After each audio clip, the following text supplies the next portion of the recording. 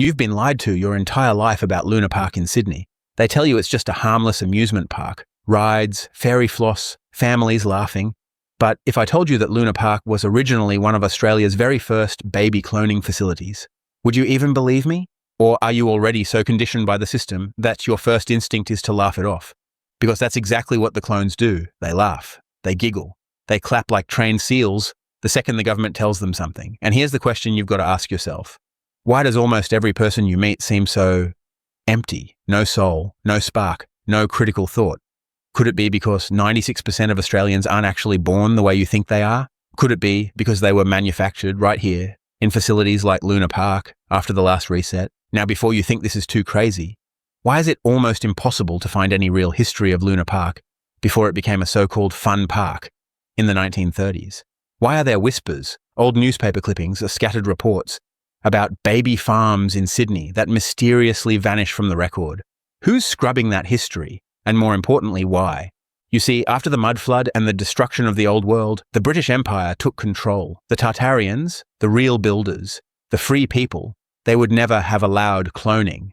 But the new rulers needed a population.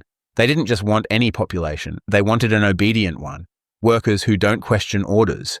Voters who cheer for the very people enslaving them. Soldiers who march into wars without asking who profits. So what did they do? They fired up the cloning facilities, and one of the first in Australia was right where Luna Park stands today. Think about it, a prime harbour location, close to shipping routes, easy to move product. And back then, that product wasn't toys or trinkets. It was children, babies, manufactured in labs, grown from harvested DNA, and sold at the world fairs under the disguise of adoption programs. Now here's something most people don't know. The old world fairs weren't just about showing off technology. They were giant markets. And one of the hottest commodities? People. Freshly made children, bred to be compliant. Isn't it funny how Luna Park's early renovations line up almost perfectly with the tail end of these fairs? Coincidence or evidence of a cover-up? And here's where it gets creepy. Go back and look at photos of Luna Park from the early days. Notice how few real children there are in the crowd shots. Notice how staged it all looks, how the people almost look the same. Similar faces, similar expressions. That's cloning right there in plain sight, and no one questions it. Why do you think that is? Is it because most of them are clones themselves? I'm telling you, the more you dig, the worse it gets.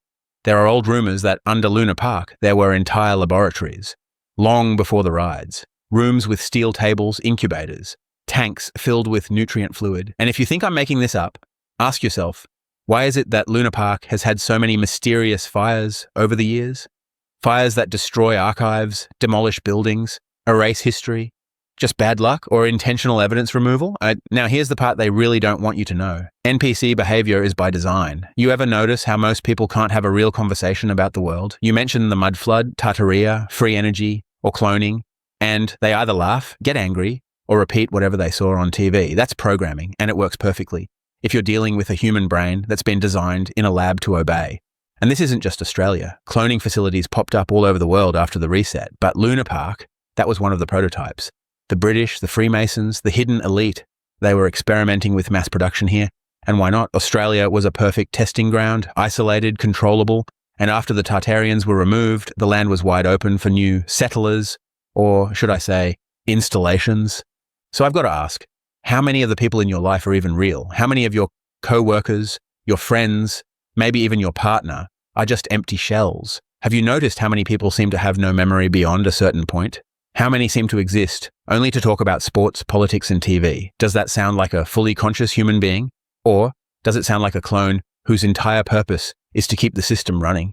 And if that's true, or if Luna Park was part of the start of this, what does that mean for us now?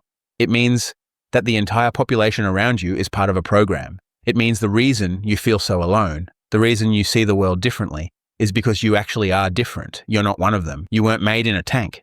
That's why you can still think for yourself. The elites know that if you fill the world with NPCs, you can keep control forever. They'll cheer for wars, they'll vote for more taxes, they'll beg for more rules, and they'll do it with a smile, because they've been built to love their own slavery. Doesn't that explain so much of what you see today? I want you to really think about this. Go look into Luna Park's history yourself. Try to find information before the 1930s. Try to find detailed construction records. You'll hit a wall every single time. That's the proof. A building that size, in that location, should have endless archives. But instead, nothing, just a mystery. And if Luna Park was built over a cloning facility, it means they're still hiding the underground levels. Do you think those old tunnels under Sydney Harbour are just for trains? Or do you think they connect to something much darker? So tell me, what do you think? Was Luna Park just an amusement park? Or was it a smiling mask over one of the darkest chapters in Australia's hidden history? Drop your thoughts in the comments because I want to hear from the people who see through the facade. And if you've ever noticed someone in your life who just doesn't seem human, let me know about that too. Because here's the truth.